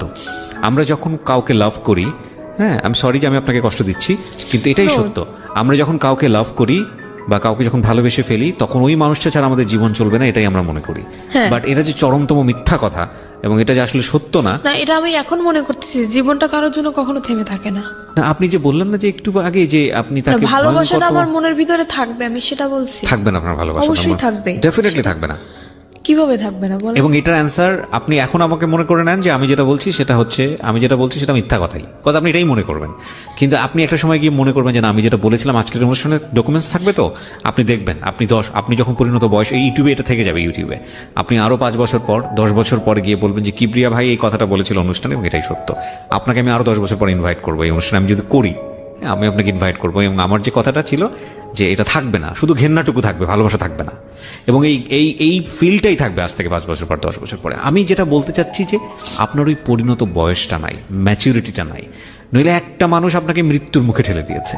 একটা মানুষ, নারীর সতীত্ব যেটা, এটা আমাদের সমাজে মনে করা হয় একটা নারীর সতীত্ব না থাকলে আর কিছুই নাই। আমাদের সমাজ, আমাদের সামাজিকতা এটাই, খুবই ভঙ্গুর একটা মানসিকতা, এবং সেই জায়গাটায় ফেলে দিয়েছে। আপনি যে ধরনের অর্থনৈতিক, আমি যদি আরো সহজ করে বলি, যেই ধরনের ক্লাস মেনটেন করেন বা যেই ধরনের আর্থিক অবস্থার মধ্যে বসবাস করেন, এটা আমরা ধরে নিই আমাদের একেবারে সমাজের প্রান্তিক পর্যায়ের এক মানুষ যারা দিন এনে দিন খাওয়ার মতো অবস্থা, এইরকম একটা পরিবারে আপনি বড় হয়েছেন, না আছে বাবার সাপোর্ট, না আছে মার সাপোর্ট, হ্যাঁ, এরকম একটা অবস্থা। সেই রকম একটা অবস্থায় থেকে এরকম একটা আন্ডার এজ একটা মেয়ে একটা ছেলেকে লাভ করে বিয়ে করেছে, লাভ করে তো বিয়ে করেনি, একটা বিয়ে দেওয়া হয়েছে এবং বিয়ের পরে লাভ করেছে। তো এইটা 21 বছরের আপনার যে ছেলেটা, আপনি যদি যে কথা বলেছেন এখানে সেগুলো যদি সত্য হয়ে থাকে, আমি তার নাম পর্যন্ত জানতে চাই না, আমি জানতে চাইও না, আপনি যা বলেছেন এখানে সেগুলো যদি সত্য হয়ে থাকে, 21 বছরের এই ছেলেটাকে এটা খুব ভালো করে বুঝতো এবং সেই ইকুয়েশনগুলো খুব ঠান্ডা মাথায় করেছে যে ওকে যদি আমি এই জায়গাটায় ফেলে দেই, আমাকে বলার কেউ নাই। দেখেন, আমি একটা সহজ এক্সাম্পল দিই, আপনাকে এভাবে কেউ কখনো বলেছে কিনা। ও কিন্তু ভয় পায়। ওর চাচা, আপনার চাচা শ্বশুর যে কদিন বেঁচে ছিল, ছোট চাচা শ্বশুর, ও কিন্তু খারাপ ব্যবহার করেনি আপনার সঙ্গে। তার মানে ওর যদি কেউ গাইড করার থাকতো, ওকে যদি কেউ শাসন করার থাকতো, এবং আপনার ফ্যামিলিতে যদি এরকম গার্ডস থাকতো যে না, আপনার বাবা ওর একদম মানে সহজ বাংলা যেটা গ্রাম্য ভাষায় যেটা বলে টুটি ছিঁড়ে ফেলবে, এরকম যদি কোনো অন্যায় হয় তার মেয়ের প্রতি, ও জীবনও আপনাকে নিয়ে এতটা সাহস করতো না। অবশ্যই, রাইট? সো যেদিন আপনার ওকে শাসন করার মানুষটা মারা গেছে, সেই রাতের থেকেই কিন্তু ওর উলটপালট আচরণ শুরু হয়েছে। রাইট? তো এই জিনিসটা ও খুব সুন্দর করে ইকুয়েশন করে করেছে, কোনটা যোগ করলে যোগ হবে, কোনটা বিয়োগ করলে বিয়োগ হবে। ওর একটা দিক ছিল কি, আমি যখন যতই আমি রাগারাগি করতাম না কেন, ও কোনো কথা বলতো না, একদম চুপচাপ থাকতো, কিন্তু খুব মানে খুব ঠান্ডা মাথায় কাজ করতো। হ্যাঁ, আপনার কথা একদম রাইট। আমি এখন যেটা বলবো আরো অনেক কিছু বের হবে, রাইট, কিন্তু আমি আপনাকে মূলত আপনি যে কথাটা বললেন না যে ছেলেদেরকে বিশ্বাস করার জায়গাটা, এটা আপনার বয়সের ফিল। এখানে আরো অনেকগুলো বিষয় আছে। আপনার ইমোশনের জায়গাটা থেকে আপনি এত কিছুর পরেও ওই ছেলেটাকে ভালোবাসেন, সেটা আপনার বয়সের কারণেই। আমি এটা বলতে চাচ্ছি, এটাও একটা ভয়ানক রকমের ভুল। লাভ জিনিসটা কি জানেন? লাভ জিনিসটা হচ্ছে উইথ রেসপেক্ট। লাভ জিনিসটা ওয়ান সাইডেড না, এটা একটা সময়ের প্রেক্ষাপটে হতে পারে। হ্যাঁ, আপনি কাউকে ভালোবাসলেন, ঠিক আছে, সে মানুষটা আপনাকে ভালোবাসে না, আপনি সারাটা জীবন তাকে পাগলের মতো ভালোবেসে যাবেন, আপনার জীবনে কেউ আসবে না। দ্যাট ক্যান বি লাইক একটা খুব অল্প সময়, খুব অল্প কিছু, হয়তো লাখে একজন মানুষ, কোটিতে একজন মানুষ, দে আর ডিফারেন্ট। অ্যান্ড এক্সেপশনের জায়গাটা কখনো এক্সাম্পল হতে পারে না। কিন্তু আমরা যারা মোস্ট কমন মানুষ, কমন পিপল যারা, তাদের লাইফে কিন্তু এই ঘটনাটা মানে কম আর বেশি এরকম।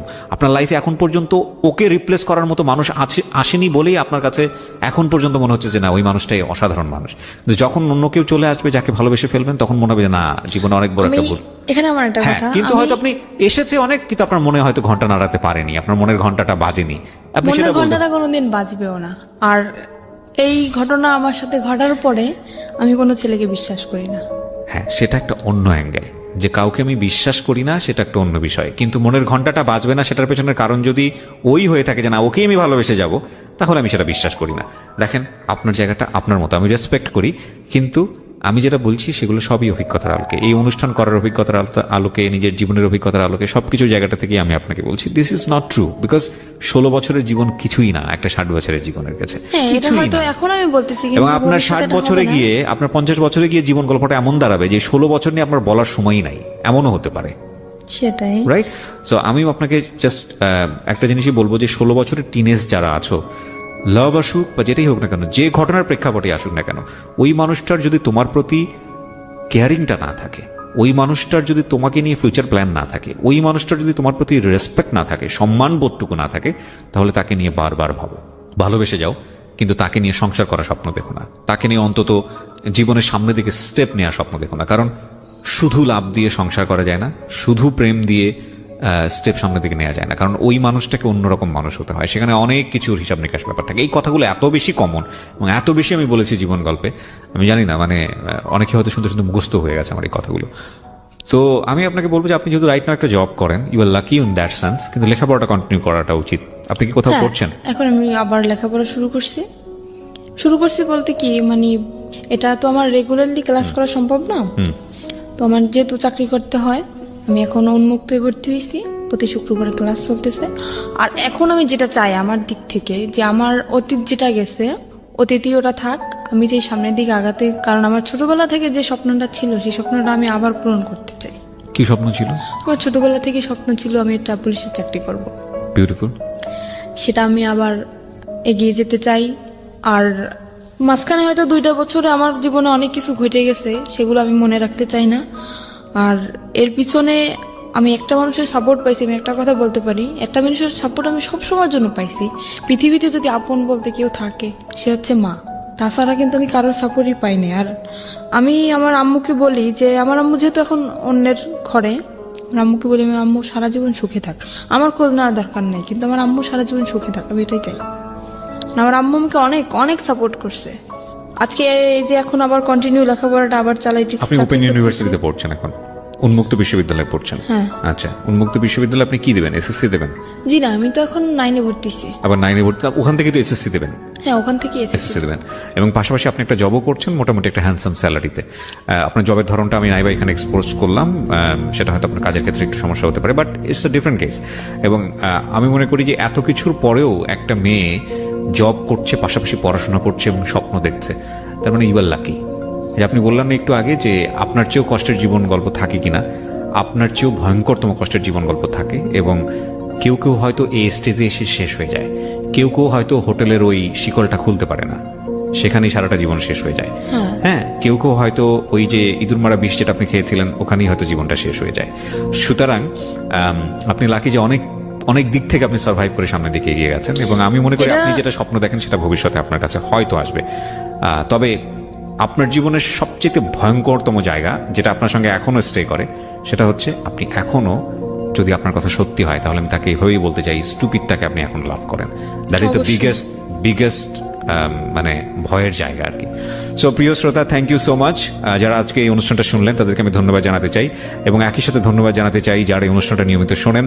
আমি সব বেলায় এসে শেষ করতে চাই, একেবারে শেষের দিকে যে কথাটা বলতে চাই, প্রত্যেকটা স্টোরি কোনো না কোনো মেসেজ আমাদেরকে দেয়। আজকে 16 বছরের এই সাথী যে গল্পটা নিয়ে আমাদের এখানে উপস্থাপন করলেন, আমরা বিশ্বাস করি প্রথম ভুলটা করেছিলেন তার মা। ওই বয়সে যদি তাকে বিয়েটা না দিতেন তাহলে আজকে সাথীর গল্পটা এরকম হতো না। একটু সাপোর্ট করলে হয়তো সাথীর যে স্বপ্নটা ছিল, যেটা এখনো সে দেখতে চায় যে বাংলাদেশ পুলিশ এসে কাজ করতে চায়, সেই স্বপ্নটা হয়তো তার পূরণ করাটা খুব সহজ হতো। তবুও যে কথাটা বলেই শেষ করব সেটা হলো, স্বপ্নবিহীন মানুষ থাকতে পারে না, প্রত্যেকটা মানুষ বাস করে তার স্বপ্ন নিয়ে। তো সেই জায়গাটি থেকে সাথী যেহেতু স্বপ্ন দেখে, সুতরাং সাথীর ভবিষ্যৎ সুন্দর হোক, সেই শুভকামনা দিয়ে শেষ করছি। থ্যাংক ইউ সো মাচ আমাদের সঙ্গে থাকার জন্য। প্রতিটি অপরাধ এবং ভুল দাঁড়িয়ে থাকে গোপন কিছু ঘটনার উপর। আমরা সেই গোপনকে আনতে চাই সবার সামনে।